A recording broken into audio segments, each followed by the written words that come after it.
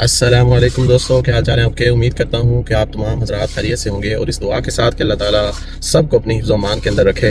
रमज़ान मुबारक का मुक़द्दस महीना है और इस महीने के अंदर ख़ास तौर पे वो लोग जो ओवरसीज़ के अंदर रहते हैं, अपनी फैमिलियों के बिना अकेले रमज़ान गुजारते हैं, उनको रमज़ान बहुत महसूस होता है, बहुत शिद्दत से महसूस होता है, क्योंकि अपने मुल्क से बाहर, अपनी फैमिली से बाहर, और फिर रमज़ान जैसा एक मुक़द्दस महीना जो एहतिमाम के साथ मुसलमान गुजारते हैं, उसके अंदर एक फ़ीलिंग अकेलेपन की महसूस होती है।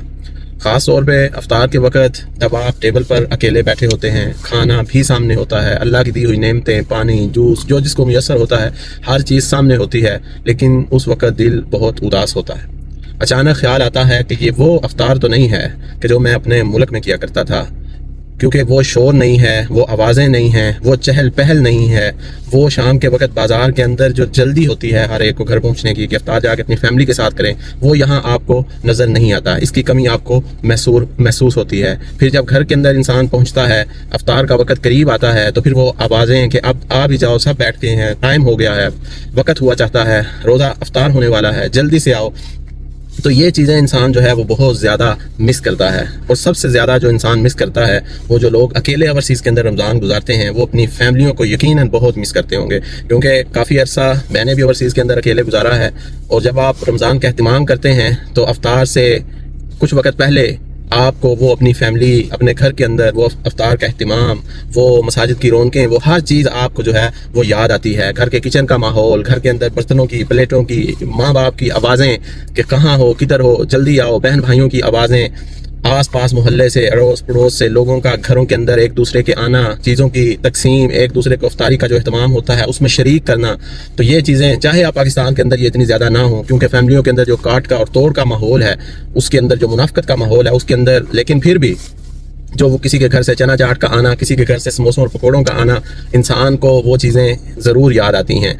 खाने को इंसान यहाँ भी हर चीज़ खुद तैयार करके खा सकता है, और बहुत से लोग ये इस्तेमाल करते भी हैं कि हर जो अकेला रहता है वो सीख जाता है। एक दो दफ़ा गलत होता है, समोसा सही नहीं बनता, लेकिन फिर इंसान को पता चल जाता है कोई ये मुश्किल काम नहीं है। लेकिन फिर भी अफ्तार से पहले आप जब फिर कुछ लोग अफ्तार में घर फ़ोन करते हैं, घर वालों की जो चेहरों के ऊपर वो मुस्कुराहट लाकर बात करने की कोशिश होती है, लेकिन आपके अंदर बता रहा होता है कि आपके अंदर कितनी कमी है इस चीज़ की कि मैं भी काश अपने घर वालों के साथ बैठा होता। तो अफ्तार आपका मुकम्मल नहीं होता ओवरसीज़ के अंदर, दायरे गैर के अंदर आपका इफ्तार हमेशा कहीं ना कहीं अधूरा ही रह जाता है। चाहे आपकी फैमिली भी हो, फिर भी आप उस माहौल को ज़रूर मिस करते हैं जो हमारे ममालिक के अंदर इफ्तार का एहतिमाम के साथ होता है। फिर शाम के वक्त तरावी के अंदर जाना। तो दोस्तों, ये एज ए ओवरसीज़ मेरे रमज़ान के बारे में ख्यालात थे। उम्मीद करता हूँ कि आपको मेरे ये व्लॉग जो है ये अच्छा लगा होगा, और मेरी आपसे ये रिक्वेस्ट है कि आप भी बताएं कि आप अपना रमज़ान कैसे गुजारते हैं, और क्या आप मेरे साथ इस बात पे इत्तिफाक करते हैं कि जो लोग अकेले रहते हैं वो अपने मुल्क को और अपनी फैमिली को ज़रूर मिस करते हैं रमज़ान के अंदर। ज़रूर वो जो रमज़ान का जो एहतिमाम है वो रह रह कर याद आता है। चाहे जितनी भी अल्लाह की नेमतें यहाँ हमें मुयस्सर आ जाएँ, लेकिन रमज़ान का एहतिमाम अपने मुल्क जैसा, अपनी फैमिली जैसा वो आपको दायरे गैर के अंदर मुयस्सर नहीं आ सकता।